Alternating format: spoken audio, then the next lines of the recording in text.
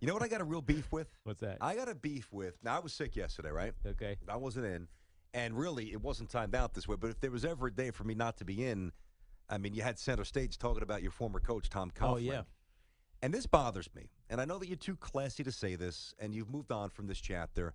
I pick up the local newspaper, and I've seen this, all the links. Everybody picked up the story because everybody picked up the transcript of our show yesterday. Mm-hmm. And the headline of the Daily News, it says, a Tiki torching. And then it says, ex-running back calls Tom, quote, pain in the ass. Then there's a picture of you. It's a full story. And beneath the little picture, it says, Tiki Barber has parting shot for Tom Coughlin. I know that you don't get wrapped up in this game because you're above it at this point, and I haven't had to say this in a while because it really just hasn't come up organically, but I think the way this has been positioned as your partner and as your friend, I think it's so unfair to you. Because if you really take the time to read what you said and just pick up an objective prism for 7 minutes that it'll take you to read this or listen to it on watchtikiandtierney.com, go and do it yourself, judge for yourself. What you said about Tom Coughlin was 1,000% true, 1,000% accurate. And in my opinion, don't get me wrong, guys like David Deal and Sean O'Hara and everybody who played for him, they weighed in and they had great anecdotes. In my opinion, my professional opinion, what you said about Coughlin yesterday was the most poignant that anybody's delivered because it was the most real. It was the most all-encompassing. What is that, the Daily News? But every article kind of slanted it with, well, Tiki calls him a pain in the ass, but you've got to read it. It's a disservice to you, which I know you're bigger than that. You don't let it bother you. No. But it's a disservice to your ability to put personal feelings at the door and really, truly give good, strong commentary on something that I know is important to you, and I think it's been very misrepresented, and that bothers me. Well, the problem is most people will take what I say that has been put in print by someone else and bastardized by a piece of trash sports, newsroom by the Daily News and not ever listen to what I actually said. That's what bothers me. Listen to what I said. Yes, Tom was a pain in the ass. But what I said was Tom was a pain because he was a pain in the ass. He made me a great player, right? Call it whatever you want.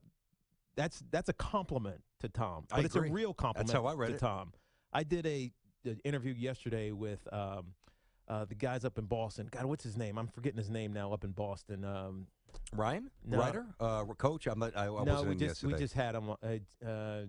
Gresh with Gresh. Gresh. Andy Gresh. Love Gresh. Gresh and Joe D up in part of the CBS Sports Radio family now. Yep, Attaboy, Gresh. I did on Saturdays at 2 Eastern. Yep, I love Andy. Gresh and Joe D. I did an interview with them yesterday, and afterwards, I hung on as I hung up, and they said that was a great analysis of what Tom said because Tiki's not in love with Tom. Yep. All those other guys that you were talking about, and rightfully so, they won a championship under Tom Coughlin, David Deal and Eli and Justin Tuck, and he treated them a different way than he treated me. But I wasn't in love with Tom Coughlin. I respect the hell out of him as a coach. In fact, that's what I said yesterday on our show. When John Mara asked me should they fire him, I said no.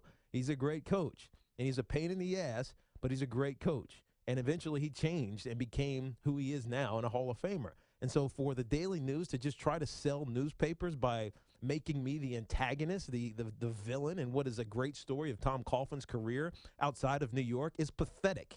It is absolutely pathetic. And I'm not above it sometimes because if I saw that guy, the headline writer, whoever wrote that article, I'd spit in his face. I mean, because it's pathetic. And they've done it consistently since I left the Giants. I've been the victim, or not the victim, I've been the villain since I left the Giants simply because I didn't conform to the plantation mentality of, I just give it my best, and master says do this. And that's never been me. If you ask me a question, I am telling you what I feel, honestly and truthfully. If you don't like it, don't ask me the damn question. That's what the problem is I have with the New York news writers in this city because they don't care about the story. They don't care about what I actually said.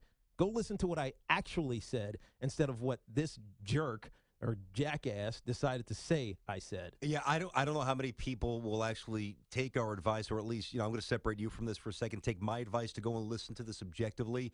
But I hope, even if it's one person, I'm serious. I think it's the best take on what was a very antagonistic relationship that Tom had with a bunch of players, not just Tiki at some point. See, people forget that Tom Coughlin was universally despised by his players, but you're the one who came out and said it.